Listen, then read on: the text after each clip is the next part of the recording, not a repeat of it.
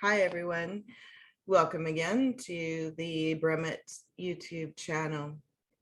So now that we have a bit of an understanding as to the importance of taking off that writer's hat just for a moment and putting on our business hat, understanding that we're an entrepreneur and taking some steps in that direction. So we've talked a little bit about the 5-year business plan, just an overview of it. I want to talk now about writing that action plan. This is an annual action plan, and it really involves just 1 or 2 pages. It's often in bullet form, just like your business plan, often in bullet form, sometimes a few paragraphs, doesn't have to get too wordy. You're basically just making sure that you have these details covered. And the action plan is kind of detailing, it's like a roadmap. It's detailing what you want to do within that 12-month period of time. And you've pasted out. January, I'm going to try to do these things. February, I'm going to do these things. March, I'm going to do these things. This is my projected thought of how things are going to flow and the steps that I think that I'm going to need to do in order to make all of this possible. Now, at the end of the year, you're going to find, oh, geez, there was some things that came up that were unexpected. There were delays. There were challenges along the way. I had to pause and learn how to use this tool before I could move forward. There were reasons why I wasn't able to accomplish everything that I wanted to get done. I made some good headway.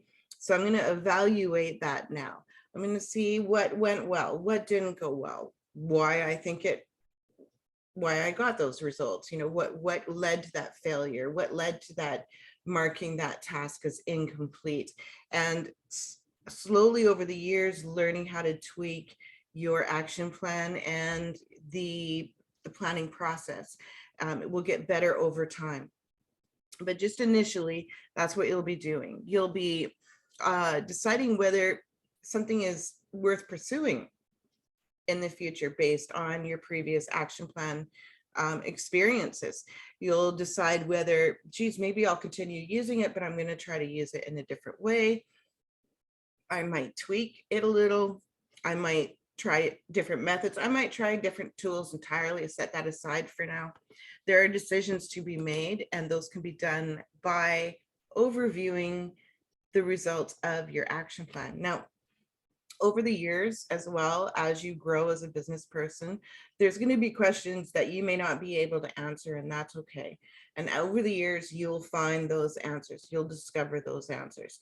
You'll discover what makes you special, what makes your work, your product, your service, your book unique. What is it that you offer that can't be found anywhere else? The exact thing that this group of people are looking for.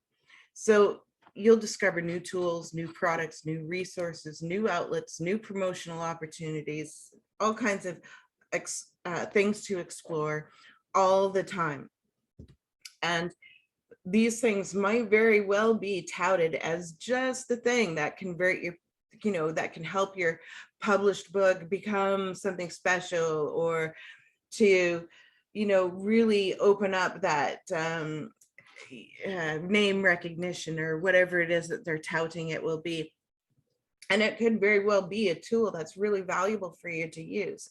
And so my thought here is I always keep a file on my desktop in a folder called promotional opportunities, and I just add to it. It's just a list. It's just pages and pages of lists. And eventually, as my schedule opens up, I'll go back, I'll open up that promotional opportunity file, and I'll pick one that I think is doable at that moment in time, or something that fits with what I'm doing at that moment in time. And I'm going to bring that in. As long as I'm nurturing and maintaining these other things and I've completed them and I'm ready to bring in another thing. Now, lately, I've made a note of dozens of resources. And some of these I have learned of through courses that I've taken in the past, like e-commerce courses. Over the last 5 years, I've taken quite a few e-commerce courses and, online advertising courses and things like that. And through those, I've learned of a lot of different resources, and I just keep adding to that particular folder. So every time I have something new that I want to research, I'm going to put it there. Now, just recently, in the last few weeks, I have added more. And some of these were actually, I recall from those e-courses. We were talked about them or studied them, but I haven't done anything with them yet. So I made a further note of them on the file pattern just to make sure that I didn't forget about them. So some of these recently is Screaming Frog. Have you ever heard of that? Asana, Majestic, Hotjar, Slack, BookFunnel, Findaway, Miro, HubSpot, Glassbox, Circle, Behance, Dribbble, Bookstagram, Discord, Patreon, Sprout Source, or Sprout Social, and a whole bunch of others that I have recently added to that file folder. So the thing is that I don't have to like try to do them all, and I don't have to feel like, oh, I'm going to forget about them or anxious about them or anything like that. They're recorded, they're in the file. When my schedule opens, I can start, touching and reaching in and trying and testing these things. So it's just a different mindset, rather than finding it of a place of stress and anxiety and a sense of failure and a feeling of being overwhelmed and all of that. We can look at it slightly different and say, hey, I got this folder of opportunities just waiting for me to have time in my schedule to explore. Isn't that exciting? Completely different thing.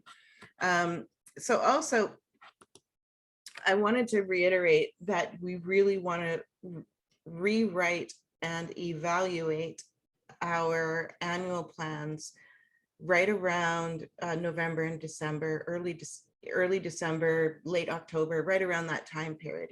It's a really good time of year to be doing these type of activities because it's before tax season, it's close to the end of the year, so you already know kind of where you are. Things are going to slow down activity-wise because of the holiday season anyway. Most of the marketing for the holidays has already been put in place months prior. So you're at a place where you can sit and just, put on that business hat and evaluate your action plan. Now your action plan is going to last for the next 12 months, right? So your new action plan. And so you're going to write down what you hope to accomplish in the next 12 months. If you didn't accomplish everything in the last 12 months, you can move it into the new action plan. That's not a problem either. Action plans basically are there to help us hold ourselves accountable and our partners accountable, our co-writers, the people that we're outsourcing to or working with. We're holding them accountable via the action plan. We're also and they are going to hold us accountable as well. It works both ways. And we also learn how to become tenacious. We learn how to be organized. We set up organized processes because of our action plan, pointing out various areas that need a little tweaking.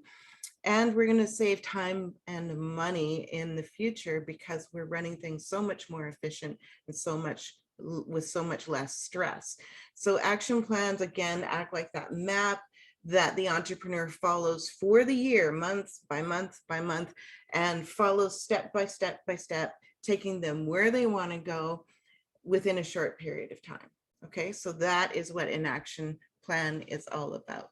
So we're going to be back in a little while and we're going to be sharing some more information along this line. We have several videos lined up for you for in this genre of preparing plans and putting on that business hat as writers. And I have to say a big shout out to all of the writers, coaches, the PR agents, and the writer educators who have connected with us and said that this is definitely an area that is often neglected and the mindset of writers really needs to change and to break those limiting chains of the thoughts, the cage that we put around ourselves and our work, and breaking those. So this series is about that, and I hope that you enjoy them.